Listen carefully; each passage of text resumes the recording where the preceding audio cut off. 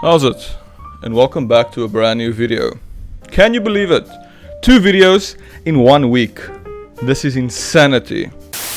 Today we are continuing from another video that I did a while ago, discussing some of my previous paintings. But in today's video we are going to be discussing my dark paintings.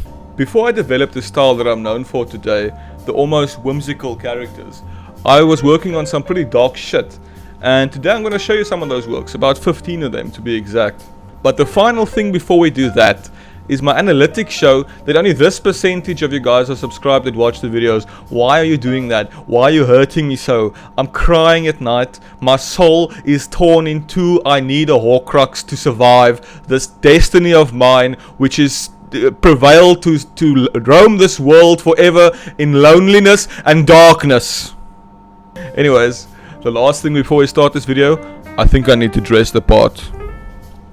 It's time to glam up.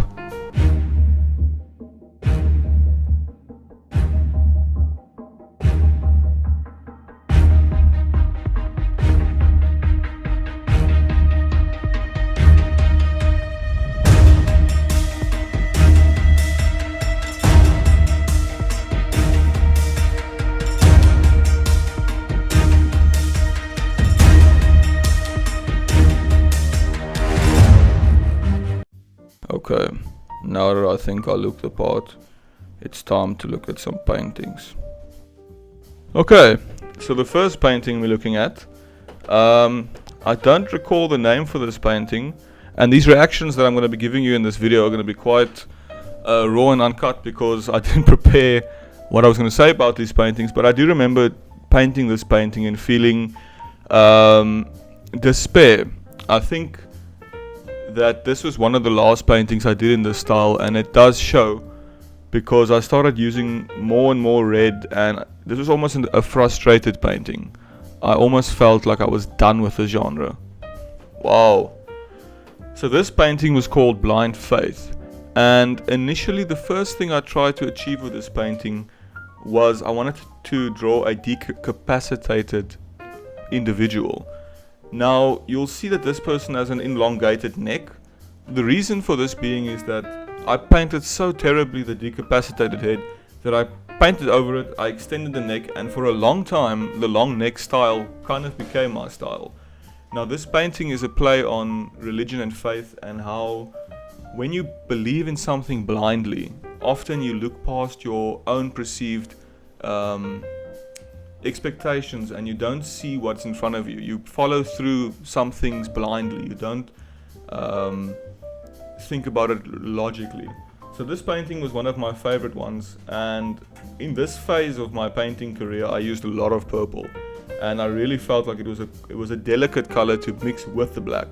And this was the only one of these ones that I'm showing you today that is painted on a white background. The rest are all blacked out backgrounds. Wow. Yet another untitled piece of mine. I'm going to fly through these ones a bit quicker. This painting was definitely one of my favorites at the time, and you can see my difficulty with drawing hands. I still suck at drawing hands, but I think this painting captured an emptiness in the eyes. I think during this time I was very confused and I wasn't sure where I was going with my art career. My painting started to resemble my uncle's work too much, which is not a bad thing. He's an incredible artist. But I wanted to shift into my own lane. I didn't want to be compared to my uncle directly. So I think this was just a display of what I was feeling inside. That feeling of frustration, that feeling of emptiness. And you can see it in his eyes. He doesn't even have eyes. Yes, het gaan maar kak met die ou. But this was a powerful painting at the time. And I got a lot of praise for it because, like I said, I think it was a quite emotive and powerful painting. Wow. What a powerful, strong chest. This painting was a painting of my body, although I did lie a bit. I don't know if you can see this low. This painting has abs, which I did not have at the time, but I definitely was projecting, and I think that's my washing. Goth boys need to do their washing too.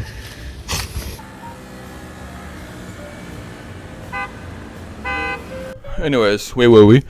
Yes, so this painting, definitely dark, definitely ominous, definitely has some abs, very jealous.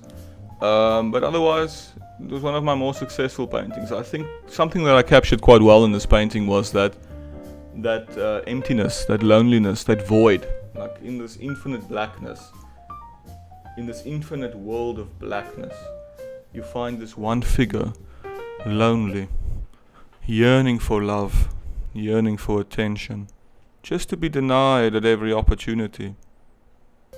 Let me get back to this video. Yep, yet another screaming man. Not much to say about this one. Screaming in the dark and infinite void. Got some lekker I wish my teeth were this white sometimes. But otherwise than that, this guy's got an impeccable nose and a fantastic painting. 10 out of 10 would recommend. You can buy this painting for 60 million right now on my store. I'm just kidding, there's no store. Ah yes, I think that we all feel this sometimes. Especially when that stage 6 load shedding comes through.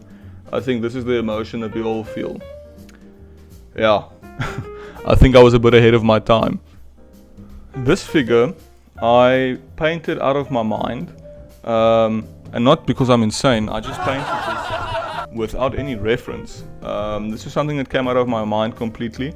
And I must say, to be honest, it does resemble my grandfather a lot, who was the father figure in my life. So I think that's what this one shouts to me, just looking at it now.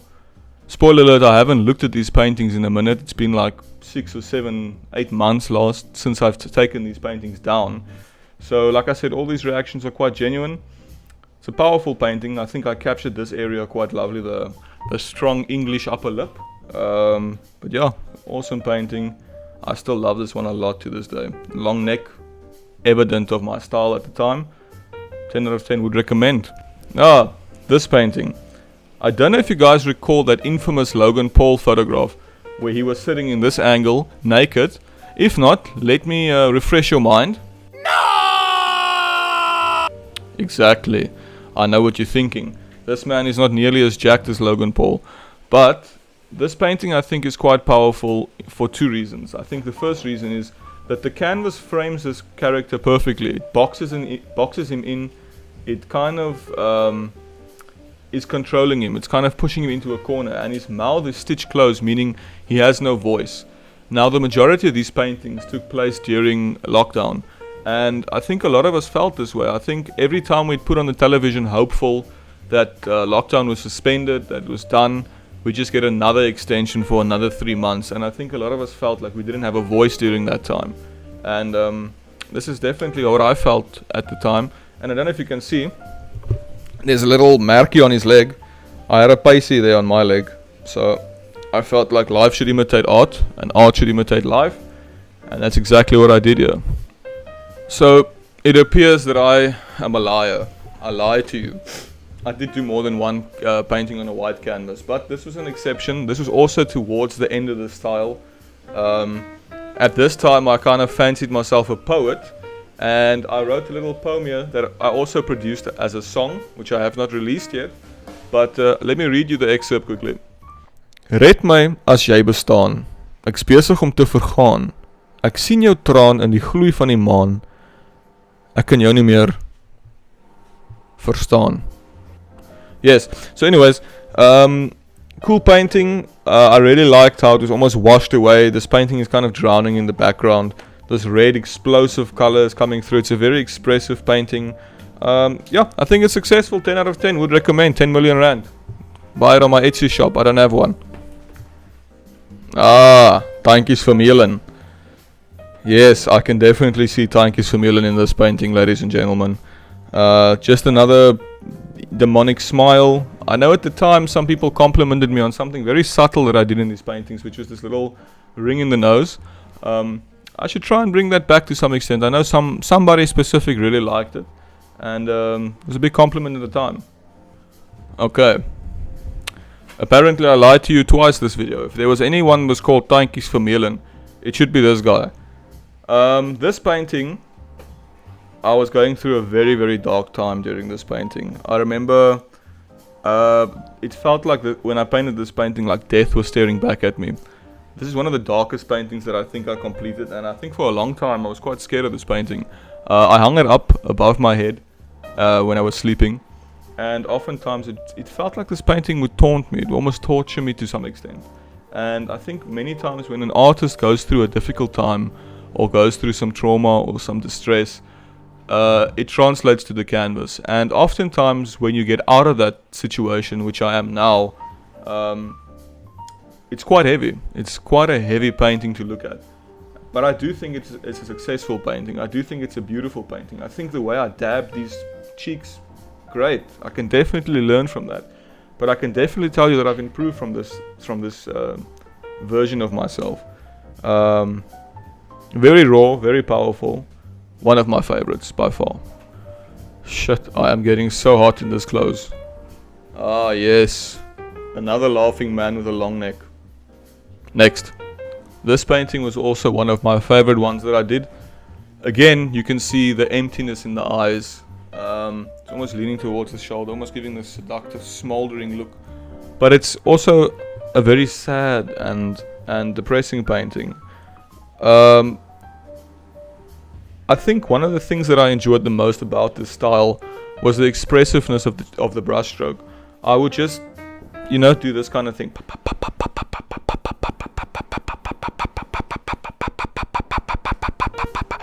And it would, most of the time, it would work out. And I think, I don't know if when you guys look at this painting, if you feel anything, but I do feel a sense of sadness.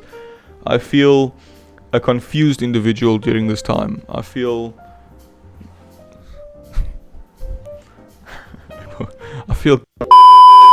based on what they told me. That's fine. Yeah, I do feel quite sad for this individual.